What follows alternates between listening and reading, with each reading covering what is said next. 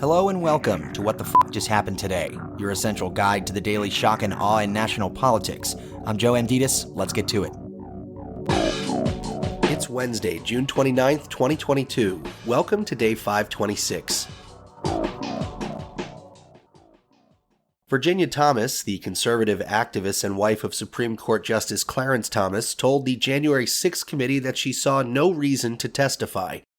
In an 8-page letter to the committee, her attorney said he wants a, quote, better justification for why Mrs. Thomas's testimony is relevant, end quote, before she'll comply with the request to talk about her role in seeking to reverse the 2020 election. Quote, Mrs. Thomas is eager to clear her name and is willing to appear before the committee to do so, said her lawyer, Mark Paoletta. However, based on my understanding of the communications that spurred the committee's request, I do not understand the need to speak with Mrs. Thomas. Before I can recommend that she meet with you, I am asking the committee to provide a better justification for why Mrs. Thomas's testimony is relevant to the committee's legislative purpose, end quote.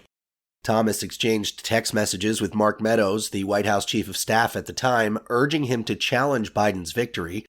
The committee also obtained emails between Thomas and John Eastman, the attorney who promoted the legal strategy that Pence could block or delay the Electoral College certification on January 6, 2021.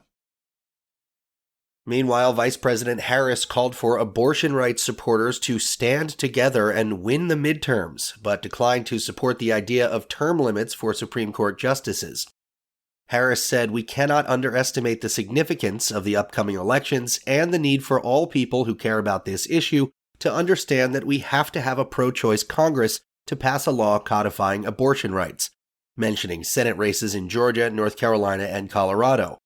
Republicans, however, are expected to take control of the House and possibly the Senate in the 2022 midterms. Nancy Pelosi, meanwhile, met with Pope Francis and received communion, despite the church's strong opposition to abortion. Moving on, consumer spending was weaker in early 2022 than previously reported, suggesting that the economy is on weaker footing than previously thought. According to new data from the Commerce Department, spending, adjusted for inflation, increased by 0.5% in the first 3 months of the year, down from the government's earlier estimate of 0.8% growth. In the final quarter of 2021, spending grew by 0.6%. Federal Reserve Chairman Jerome Powell, meanwhile, said he was more concerned about stamping out high inflation than about the possibility of raising interest rates too high and pushing the economy into a recession. "There's no guarantee the Fed can bring down inflation without causing a recession," Powell said, adding that, quote, "the process is highly likely to involve some pain," end quote. And finally, Justice Stephen Breyer will retire from the Supreme Court tomorrow, ending a nearly 3-decade tenure and clearing the way for Judge Ketanji Brown Jackson to be sworn in. Jackson, the court's first black female justice, will be sworn in immediately after Breyer's official retirement. And in the polls, 85% of Americans say the U.S. is on the wrong track, and 79% describe the economy as poor. 39% of Americans approve of the job Biden is doing as president, while 60% disapprove.